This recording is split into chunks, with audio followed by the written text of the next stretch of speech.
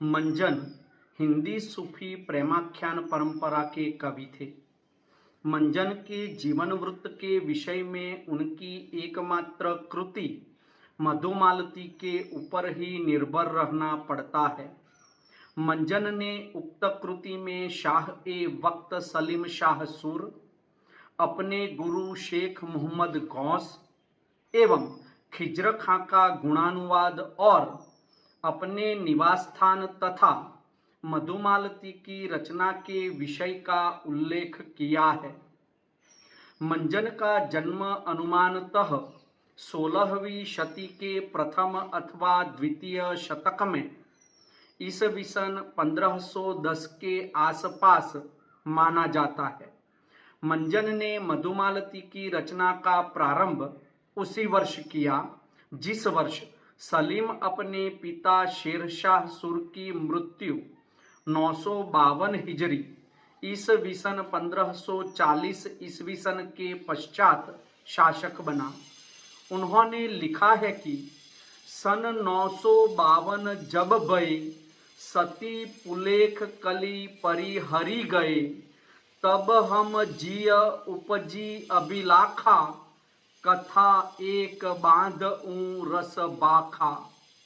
सूफी काव्य परंपरा के अनुसार कवि ने शाह ए वक्त सलीम शाह सूर की अत्युक्तिपूर्ण प्रशंसा भी की है। शत्तारी संप्रदायी सूफी संत शेख मोहम्मद गौस मंजन के गुरु थे, जिसका पर्याप्त प्रभाव बाबर, हुमायूं और अकबर पर भी पड़ा था। बड़ी निष्ठा और बड़े विस्तार के साथ कवि ने अपने इस गुरु की सिद्धियों की बड़ाई की है। उक्त उल्लेख को देखते हुए मंजन ऐतिहासिक व्यक्ति खिज्र खां के कृपा पात्र जान पड़ते हैं। मंजन जाति के मुसलमान थे।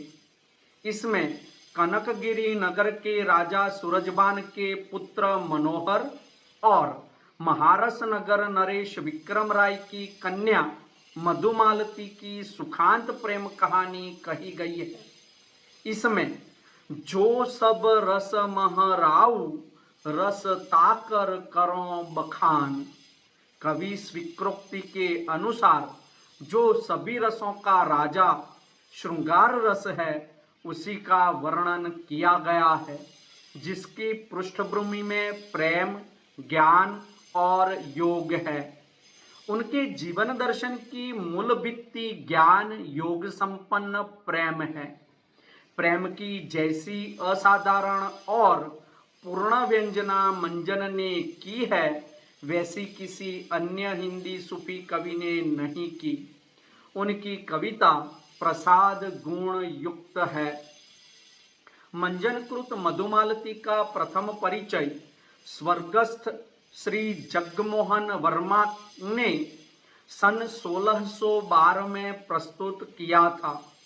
इसके पूर्व हिंदी जगत को मधुमालती की किसी भी हस्तलिखित प्रति का पता नहीं था, किंतु अब कई प्रतियों की सूचना मिल चुकी है। मधुमालती की प्रतियां अब तक मधुमालती की 4 प्रतियां उपलब्ध हो चुकी है। भारत कला भवन की फारसी लिपि में लिखित प्रति खंडित है, जो आचार्य चंद्रबली पांडेय को संवत 1965 में बनारस की गुदड़ी बाजार से प्राप्त हुई थी। भारत कला भवन की नागरी लिपि में लिखित प्रति माधोदासु कोहली द्वारा लिखी गई थी। इस प्रति का प्रथम उल्लेख आचार्य चंद्रबली पांडेय ने अपने लेख में किया था। डॉक्टर कमल कुलश्रेष्ठ ने इसे नागरी प्रचारिणी सभा में सुरक्षित बताया है। यह प्रति अपूर्ण है। भारत कला भवन के अध्यक्ष श्री राय कृष्णदास जी ने इस प्रति की एक अन्य प्रतिलिपि अगहन सुदी 11 शुक्रवार संवत 1666 में बटुक प्रसाद कायस्थ द्वारा कराई है। इसमें 76 पत्र है। रामपुर लाइब्रेरी की प्रति फारसी लिपि में प्राप्त हुई है। इसमें 246 पत्र है। इसके प्रत्येक पृष्ठ पर 15 पंक्तियां हैं। इसका प्रथम पत्र गायब है, अतः यह प्रति भी खंडित है। एकड़ा से प्राप्त प्रति 4 जुलाई सन 1955 को जनपद फतेहपुर के ग्राम एकड़ला के निवासी रावत ओम प्रकाश सिंह के यहाँ से संपूर्ण प्रति कैथी लिपि में लिखी हुई प्राप्त हुई। मधुमालती का उल्लेख जायसी, बनारसीदास जैन, दुखहरण दास तथा कवि जान सबने अपनी अपनी रचनाओं में किया है। जायसी ने पद्मावत में लिखा है, सादा कुंवर मनोहर जोगु, मधु मालती कह किन्ह वियोगु।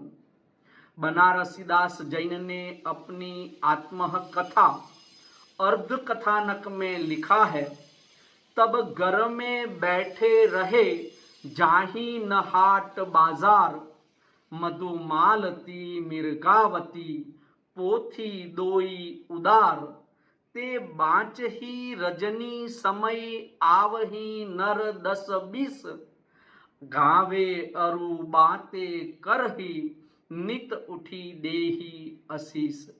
मधुमालती की परंपराएं या अन्य रचनाएं, जैसा कि ऊपर कहा जा चुका है, मंजनकृत मधुमालती के अलावा इसी नाम की अन्य रचनाएं भी पाई जाती है। इनमें से कुछ रचनाएं मंजन के पूर्व की है और कुछ उनके अनुसरण पर लिखी गई है। ये रचनाएं न केवल हिंदी में ही प्राप्त है, वरन बंगला, संस्कृत और गुजराती में भी पाई जाती है। संस्कृत साहित्य में भवभूति कवि कृत मालती माधव नामक रचना पाई जाती है।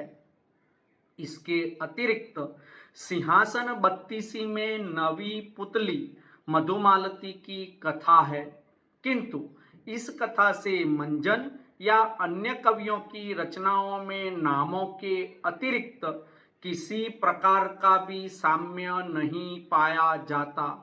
मधुमालती नामक अन्य रचनाएं इस प्रकार है, चतुर्भुजदास कृत मधुमालती, जान कवि कृत मधुमालती, जिसे मधुकर मालती शीर्षक दिया गया है, बंगला साहित्य में उपलब्ध कथाएं, गुजराती साहित्य में उपलब्ध कथाएं।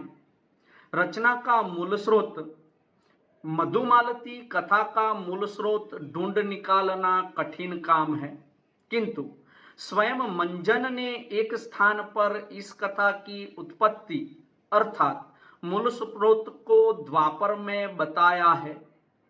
आदि कथा द्वापर महबई, कलिजुग मो बाखा के कई गाई। इससे स्पष्ट है कि मंजन को द्वापर की किसी पौराणिक कथा का ज्ञान था। यह कथा संभव है संस्कृत में रही हो, क्योंकि कलयुग में बाखा अर्थात हिंदी में अपने द्वारा लिखे जाने की बात भी उन्होंने अर्थात मंजन ने कही है। मधुमालती का उद्देश्य, मंजन ने मधुमालती की रचना स्वांतः सुखाय की है।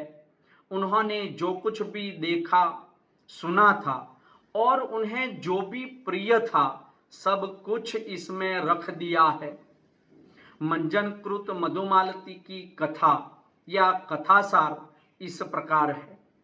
सर्वप्रथम आचार्य रामचंद्र शुक्ल ने इस कथा का संक्षिप्त रूप प्रस्तुत किया था। तत्पश्चात डॉक्टर कमल कुलश्रेष्ठ एवं पंडित परशुराम चतुर्वेदी ने कतिपय परिवर्तनों के साथ इस कथा को अंकित किया था। कनेसर नगर के राजा सूरजबान के पुत्र मनोहर नामक एक सोए हुए राजकुमार को अप्सराएं रातों रात महारस नगर की राजकुमारी मधुमालती की चित्रसारी में रख आई। वहां जागने पर दोनों का साक्षात्कार हुआ और दोनों एक दूसरे पर मोहित हो गए। पूछने पर मनोहर ने अपना परिचय दिया और कहा, मेरा अनुराग तुम्हारे ऊपर कई जन्मों का है।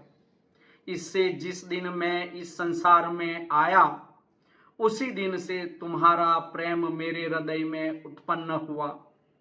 बातचीत करते करते दोनों एक साथ सो गए और अप्सराएं राजकुमार को उठाकर फिर उसके घर पर रख आई। दोनों जब अपने अपने स्थान पर जगे तब प्रेम में बहुत व्याकुल हुए। राजकुमार वियोग से विकल होकर घर से निकल पड़ा और उसने समुद्र मार्ग से यात्रा की। मार्ग में तूफान आया जिसमें इष्ट मित्र इधर उधर बह गए। राजकुमार एक पटरे पर बहता हुआ एक जंगल में जा लगा। एक स्थान पर एक सुंदर स्त्री पलंग पर लेटी हुई दिखाई पड़ी। पूछने पर जान पड़ा कि वह चितबसरामपुर के राजा चित्रसेन की कुमारी प्रेमा थी, जिसे एक राक्षस उठा लाया था। मनोहर कुमार ने उस राक्षस को मारकर प्रेमा का उद्धार किया। प्रेमा ने मधुमालती का पता बताकर कहा कि मेरी वह सखी है, मैं उसे तुमसे मिला दूंगी। मनोहर को लिए हुए प्रेमा अपने पिता के नगर में आई।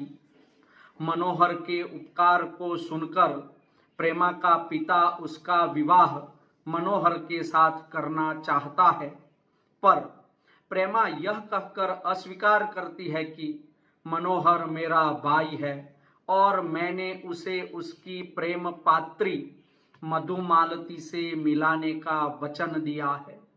दूसरे दिन मधुमालती अपनी माता रूपमंजरी के साथ प्रेमा के घर आई और प्रेमा ने उसके साथ मनोहर कुमार का मिलाप करा दिया। सवेरे रूपमंजरी ने चित्रसारी में जाकर मधुमालती को मनोहर के साथ पाया। जगने पर मनोहर ने तो अपने को दूसरे स्थान में पाया और रूपमंजरी अपनी कन्या को भला बुरा कहकर मनोहर का प्रेम छोड़ने को कहने लगी। जब उसने न माना तब माता ने शाप दिया कि तू पक्षी हो जा। जब वह पक्षी होकर उड़ गई तब माता बहुत पछताने और विलाप करने लगी, पर मधुमालती का कहीं पता न लगा। मधुमालती उड़ती उड़ती बहुत दूर निकल गई। कुंवर ताराचंद नाम के एक राजकुमार ने उस पक्षी की सुंदरता देख उसे पकड़ना चाहा। मधुमालती को ताराचंद का रूप मनोहर से कुछ मिलता जुलता दिखाई दिया। इससे वह कुछ रुक गई और पकड़ ली गई। ताराचंद ने उसे एक सोने के पिंजरे में रखा। एक दिन पक्षी मधुमालती ने प्रेम की सारी कहानी ताराचंद से कह सुनाई, जिसे सुनकर उसने प्रतिज्ञा की कि मैं तुझे तेरे प्रियतम मनोहर से अवश्य मिलाऊंगा। अंत में वह उस पिंजरे को लेकर महारस नगर में पहुंचा। मधुमालती की माता अपनी पुत्री को पाकर बहुत प्रसन्न हुई और उसने मंत्र पढ़कर उसके ऊपर जल छिड़का। फिर वह मनुष्य हो गई। मधुमालती के माता पिता ने ताराचंद के साथ मधुमालती का ब्याह करने का विचार प्रकट किया, पर ताराचंद ने कहा कि मधुमालती मेरी बहन है और मैंने उसे प्रतिज्ञा की है कि मैं जैसे होगा वैसे मनोहर से मिलाऊंगा। मधुमालती की माता सारा हाल लिखकर प्रेमा के पास भेजती है। मधुमालती भी उसे अपने चित्त की दशा लिखती है। वह दोनों पत्रों को लिए हुए दुख कर रही थी कि इतने में उसकी एक सखी आकर कहती है कि राजकुमार मनोहर योगी के वेश में आ पहुंचा है। मधुमालती का पिता अपनी रानी सहित दलबल के साथ राजा चित्रसेन अर्थात प्रेमा के पिता के नगर में जाते हैं और वहाँ मधुमालती और मनोहर का विवाह करवा देते हैं। मनोहर, मधुमालती और ताराचंद तीनों बहुत दिनों तक प्रेमा के यहाँ अतिथि रहते हैं। एक दिन आखेट से लौटने पर ताराचंद प्रेमा और मधुमालती को एक साथ झूला झूलते देख प्रेमा पर मोहित होकर मूर्छित हो जाता है। मधुमालती और उसकी सखियां उपचार में लग जाती है। बाद में प्रेमा और ताराचंद का भी विवाह हो जाता है। काफी समय साथ रहकर सब अपने अपने घर जाते हैं और मंगल गाए जाते हैं। इससे पहले दोनों की माताओं ने सुखी संसार बिताने के लिए अपनी अपनी पुत्रियों को कई उपदेश भी दिए। सूफी प्रेम भावना। कवि ने नायक और नायिका के अतिरिक्त उपनायक और उपनायिका की भी योजना करके कथा को तो विस्तृत किया ही है, साथ ही प्रेमा और ताराचंद के चरित्र द्वारा सच्ची सहानुभूति, अपूर्व संयम और निस्वार्थ भाव का चित्र प्रस्तुत किया है। जन्म जन्मांतर और योन्यंतर के बीच प्रेम की अखंडता दिखाकर मंजन ने प्रेम तत्व की व्यापकता और नित्यता का आभास दिखाया है। सूफियों के अनुसार यह सारा जगत एक ऐसे रहस्यमय प्रेम सूत्र में बंधा है जिसका अवलंबन करके जीव उस प्रेम मूर्ति तक पहुंचने का मार्ग पा सकता है।